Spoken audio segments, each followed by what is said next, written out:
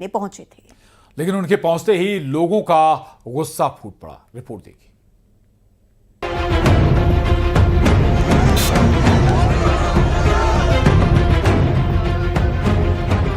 आसमानी आफत से तबाह रामबन में मंगलवार को जज्बातों का सैलाब उमड़ पड़ा।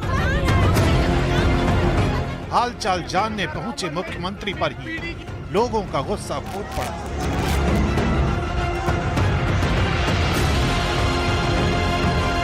ऊबड़ खाबड़ रास्तों से होते हुए बड़ी मशक्कत के बाद उमर अब्दुल्ला उस इलाके में पहुंचे थे जहां बाढ़ और बारिश ने सबसे ज्यादा बुरा हाल किया।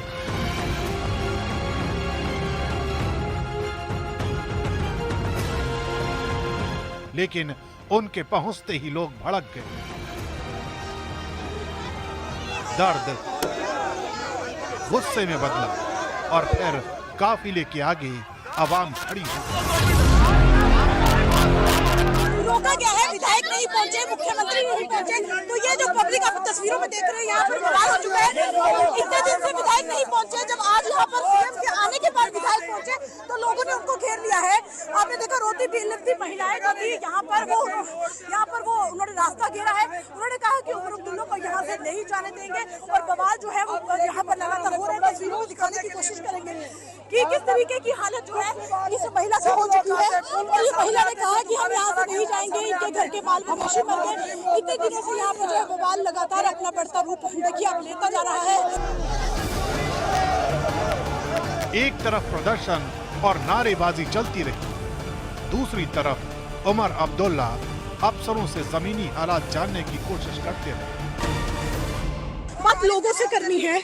और देखिए बवाल इतना था कि जब लोगों ने उनकी गाड़ी आगे नहीं जाने दी और उसके बाद मजबूरन उमर अब्दुल्ला को सड़कों पर उतरकर अब इसी कीचड़ से होते हुए निकलना पड़ रहा है जहाँ से वो गाड़ियों से होते हुए रामबन बुला रहे थे और मीडिया को ये कह रहे थे कि वो रामबन आए तो वहाँ बात करेंगे। लेकिन उमर साहब यहाँ पर बात तो लोग करना चाहते हैं, जिनके साथ ये त्रासदी हुई है, जिन्होंने ये मंजर देखा है, वो आपसे बात करना चाहते हैं।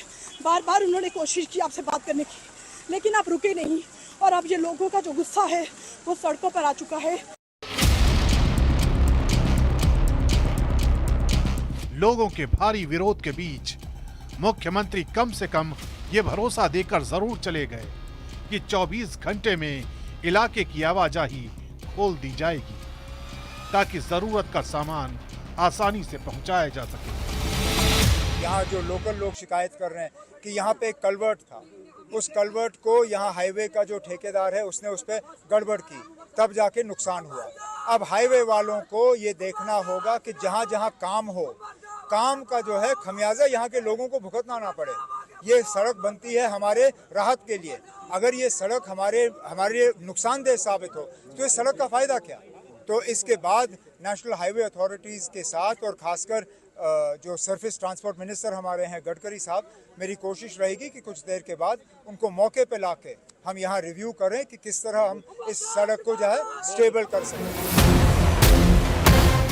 बीते दिनों बेमौसमी बरसात और बादल फटने की वजह से रामबन में सबसे ज्यादा नुकसान हुआ था, जिसके बाद कनेक्टिविटी लगभग खत्म हो गई और लोगों की नाराजगी इस बात पर ज्यादा है कि प्रशासन की तरफ से वक्त पर जरूरत का सामान नहीं पहुंचाया गया, जिसकी वजह से हालात और ज्यादा खराब हो गए। हालांकि अब उम्मीद है कि हाईवे का सिंगल ट्रैक बहाल होने के बाद हालात बदलेंगे।